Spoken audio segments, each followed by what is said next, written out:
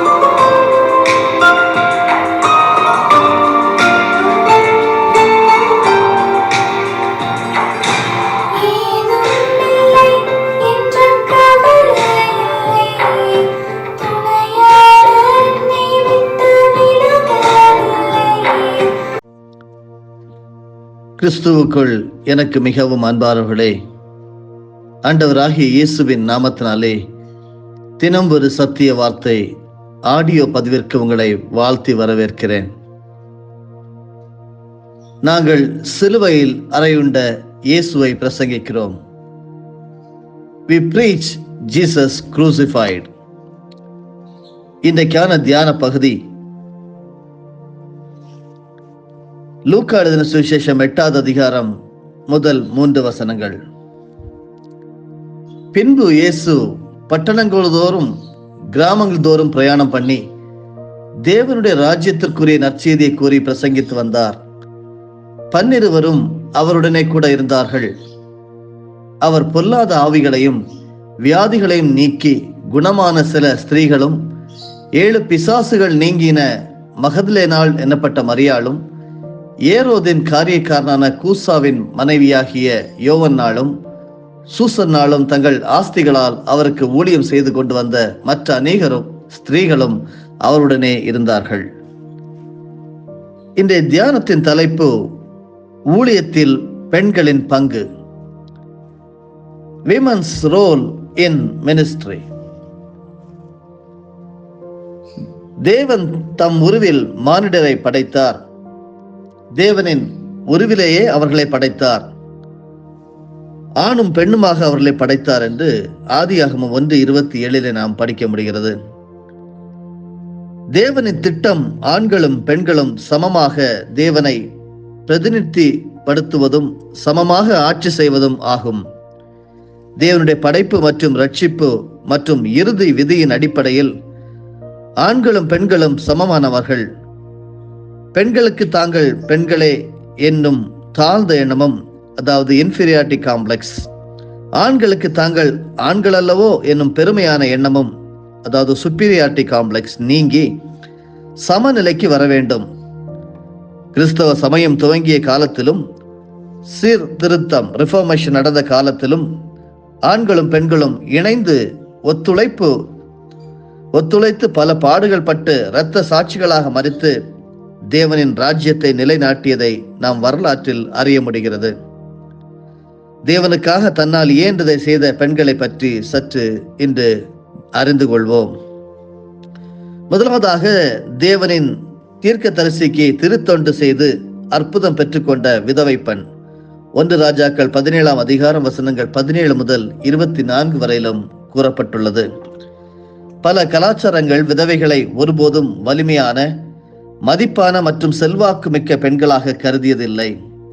ஆனால் தேவன் பல விதவை பெண்களை பல நிலைகளில் தன் பணி செய்ய பயன்படுத்தி இருக்கின்றதை திருமறை வாயிலாக நாம் அறிய முடிகிறது. இந்த பகுதியிலும் எலியா தீர்க்கதரிசியை போஷித்து தங்குவதற்கு இடமளித்த கைம்பெண்ணின் மகன் நோயுற்று மூச்சு நின்று போன நிலையில் இந்த கைம்பெண் தீர்க்கதரிசி வாயிலாக தேவனிடமிருந்து அற்புதத்தை பெற்றுக்கொண்டார். அது மட்டுமல்லாமல் அந்த பெண் எலியாவிடம், நீர் தேவனின் அடியவர் என்றும் உம் வாயிலிருந்து வரும் ஆண்டவரின் வாக்கு உண்மையானதென்றும் தெரிந்து கொண்டேன் என்று சொல்லுகிறார். அவர் சாட்சி சொல்லுகிறார். நம்முடைய ஆண்டவர் ஒடுக்கப்பட்ட, ஓரங்கட்டப்பட்ட, தாழ்த்தப்பட்ட மக்களை ஆதரிக்கிறவராக இருக்கிறார் என்பதை சங்கீதக்காரர் தனது சங்கீத புஸ்தகத்திலே 146 சங்கீதம் 9 வசனத்திலே சொல்லுகிறார். ஆண்டவர் அயல் நாட்டினரை பாதுகாக்கின்றார், அனாதை பிள்ளைகளையும் கைம்பெண்களையும் ஆதரிக்கின்றார் என்று படிக்கிறோம். இயேசு கிறிஸ்துவின் காலத்தில் காணிக்கையாக 2 காசு போட்ட கைம்பெண் இயேசுவால் பாராட்டப்படுகிறார். ஏனெனில் அவர்கள் அனைவரும் தங்களுக்கு இருந்த மிகுதியான செல்வத்திலிருந்து போட்டனர். இவரோ தமக்கு பற்றாக்குறை இருந்தும் தம்மிடம் இருந்த அனைத்தையுமே, ஏன் தம் பிழைப்புக்காக வைத்திருந்த எல்லாவற்றையுமே காணிக்கையாக போட்டுவிட்டார் என்று மார்க் 12:44 இயேசு கிறிஸ்து அந்த பெண்ணை குறித்து சாட்சி சொல்லுகிறார். இயேசு கிறிஸ்துவின் பிறப்பின் போது ஆசேர் குலத்தை சேர்ந்த பானுவேலின் மகளாகிய அன்னா என்னும் தீர்க்கதரிசி மணமாகி 7 ஆண்டுகள் கணவரோடு வாழ்ந்த பின் கைம்பெண்ணானவர். 84 வயதாகிய இவர் அந்த தேவாலயத்தை விட்டு நீங்காமல் நோன்பிருந்து மன்றாடி அல்லும் பகலும் ஊழியம் செய்து வந்தார். அவரும் அந்த நேரத்தில் அங்கு வந்து தேவனை புகழ்ந்து எருசலேமின் மீட்புக்காக காத்திருந்த எல்லாரிடமும் அந்த குழந்தையை பற்றி பேசினார் என்று லூக்கா 2 வசனங்கள் 36 முதல் 38 வரையில் நாம் படிக்க முடிகிறது. இயேசுவின் காலத்தில் நற்செயல் செய்த பெண்கள் பாராட்டப்பட்டார்கள். தேவாலயத்தில் பேசும் உரிமையை பெற்றார்கள். எந்த தயக்கமும் இல்லாமல் தேவனின் வார்த்தைக்கு கீழ்ப்படிந்து நம்மிடம் இருக்கும் சிறந்ததை இறைவனுக்கு கொடுத்து மற்றவர்களுக்கு ஆசீர்வாதமாக இருக்க முடிந்தவரை முயற்சி செய்யும் போது நம்மிடம் இருக்கும் கொஞ்சத்தை தேவன் மிகுதியாக நிச்சயமாக ஆசீர்வதிப்பார். அருமையானவர்களே, திருத்தொண்டராக பணியாற்றிய ஒரு பெண்ணை குறித்து ரோமர் 16 அதிகாரம் முதல் 5 வசனங்களிலே நாம் வாசிக்க முடிகிறது. சமூக சேவை அல்லது திருத்தொண்டு என்பது உடல், உணர்ச்சி, உறவு ஆகியவற்றின் ஆன்மீக தேவைகளை நிறைவு செய்வதாகும். தம்முடைய பேரில் கொடுக்கப்பட்ட ஒரு கோப்பை குளிர்ந்த நீர் கூட ஊழியமாக கருதப்பட்டு வெகுமதி பெறாமல் போகாது என்று இயேசு கூறினார். தேவன் நம் ஒவ்வொருவருக்கும் சில திறமைகளை கொடுத்துள்ளார். இந்த திறமைகள் அனைத்தும் ஒரே மாதிரியானவை அல்ல என்றாலும் நம்மிடம் என்ன திறமைகள் உள்ளன என்பதை கண்டுபிடித்து அந்த திறமைகளை தேவனை மகிமைப்படுத்த பயன்படுத்த வேண்டும்.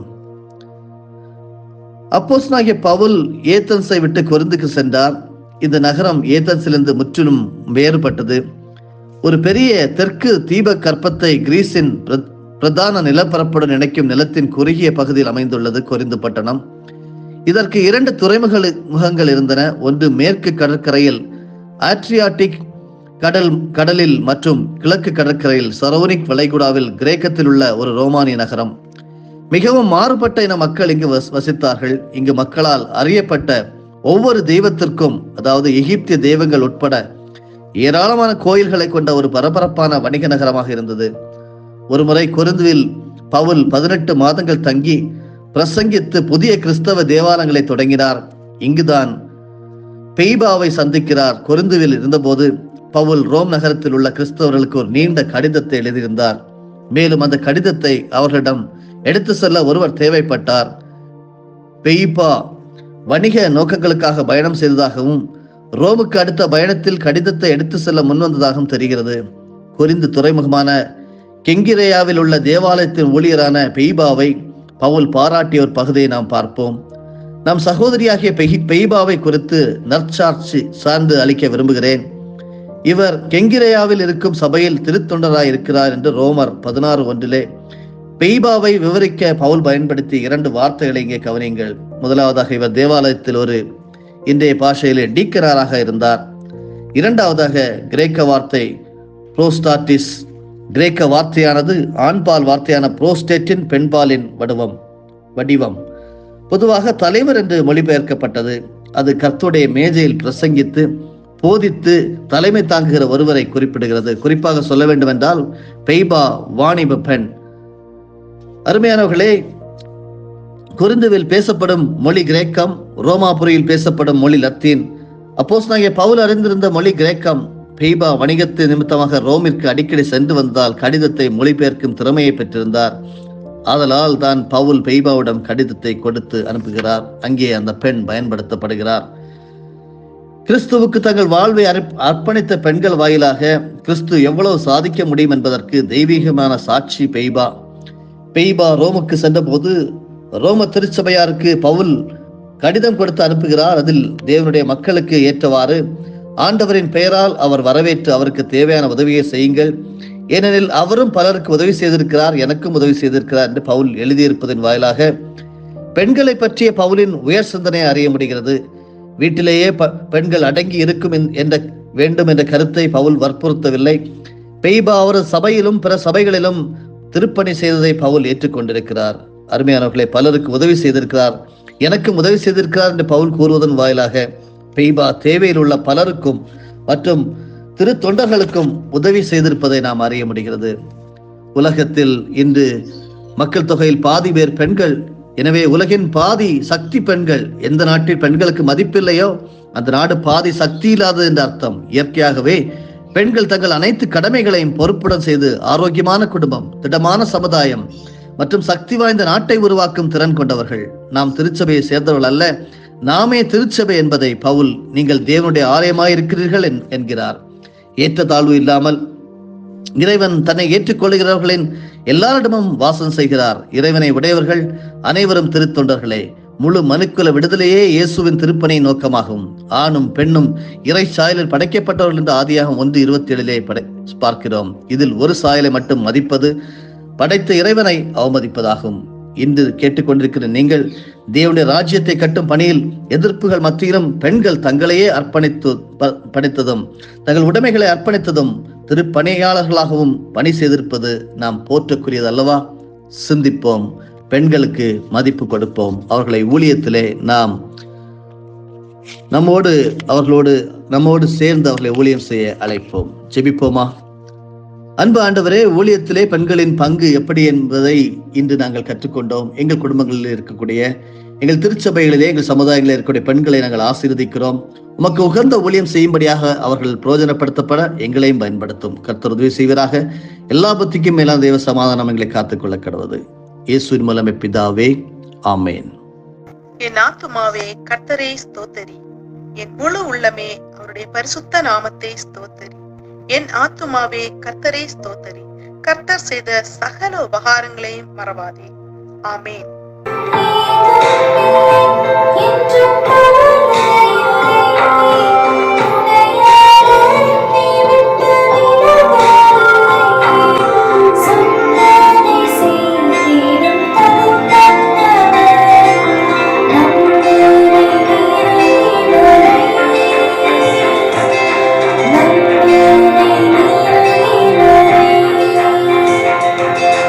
Yakob